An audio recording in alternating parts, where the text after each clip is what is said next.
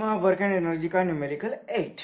A force F is equal to A plus Bx acts on a particle in a direct x direction where A and B are constant. Find the work done by this force during the displacement from x is equal to 0 to x is equal to d. अब यहाँ पे जो system होगी, जो force दिया है वो A plus b x दिया है इसका, और पार्टिकल को डिस्प्लेस किया है फ्रॉम 0 टू d. अब 0 टू d मतलब वन डायमेंशनल फोर्स एक्ट हो रहा है, वन डायमेंशन की केस होगी. और डिस्प्लेसमेंट तो ठीक है, 0 टू d मतलब ये डिस्प्लेसमेंट हो गया d, लेकिन जो फोर्स है, फोर्स क्या हो रहा है, कांस्टेंट नहीं है. पहले न्यूमेरिकल जो कहते फोर्स कांस्टेंट होता था, इसके प्रीवियस वाला ही न्यूमेरिकल, लेकिन यहाँ पे a कांस्टेंट है प्लस b इंटू एक्स, और जैसे x चेंज होता जाएगा f भी चेंज होता जाएगा. तो हमने work done is equal to, work done क्या फॉर्मूला क्या है हमारा, work done is equal to force into displacement. तो ये फोर्स क्या होना चाहिए यहाँ पे, कांस्टेंट.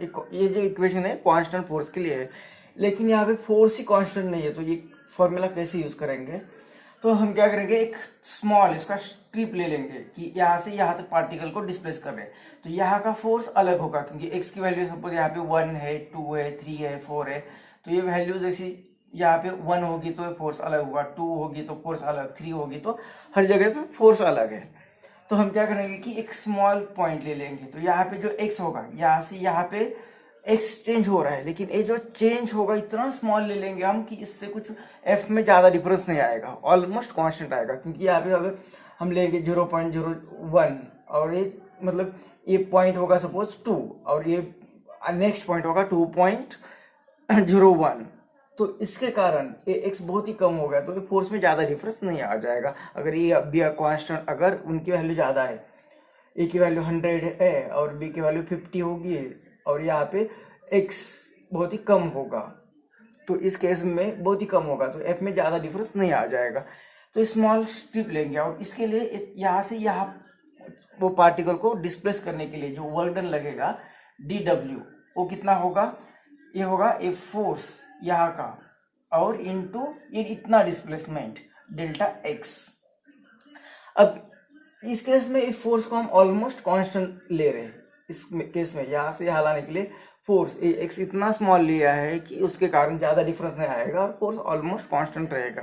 तो अब फॉर्मूला यूज कर सकते हैं, फोर्स कांस्टेंट हो गया और डिस्प्लेसमेंट, तो इस स्मॉल वर्क हम फाइंड कर सकते हैं. इसी तरह से हर जगह पे यहाँ से यहाँ तक ये दोनों में इतना डिफरेंस नहीं होगा. इस तरह से थोड़ा थोड़ा थोड़ा थोड़ा थोड़ा थोड़ा करके स्मॉल dw हम फाइंड करेंगे और सबके एडिशन करेंगे, तो हमें टोटल वर्क डन मिल जाएगा.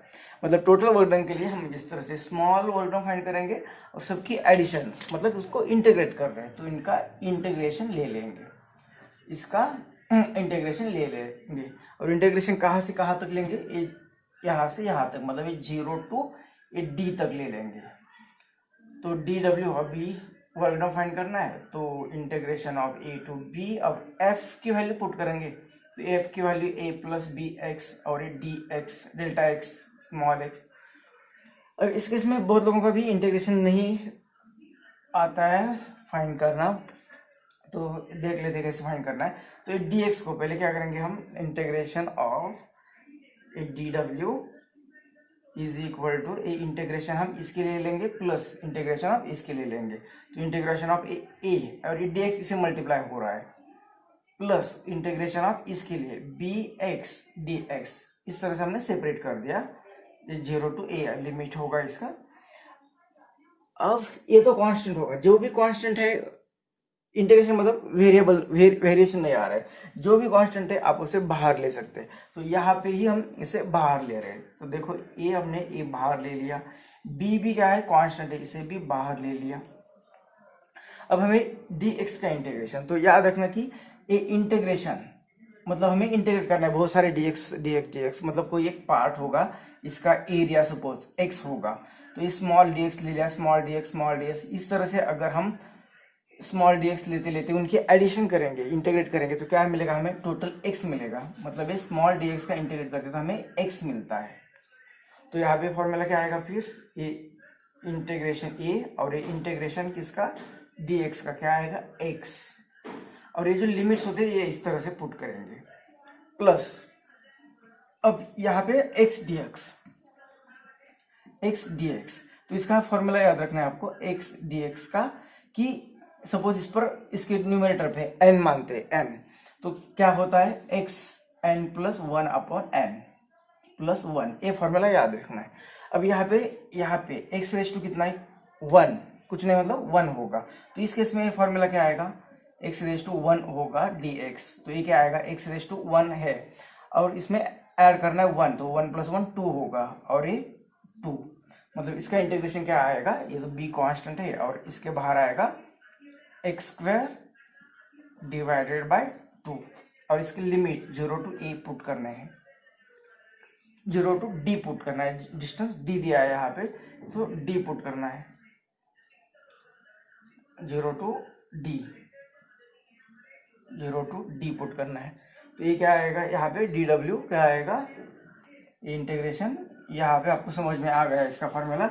अब ये dw इज इक्वल टू ए यहाँ का a और ये x, अब इसका लिमिट पुट करना है, तो कैसे पहला लिमिट पुट करेंगे जो x, अब इसमें इसकी वैल्यू पुट करेंगे, x की जगह पे d लिखेंगे और माइनस लोअर लिमिट 0 लिखेंगे, इस तरह से लिमिट पुट करना होता है।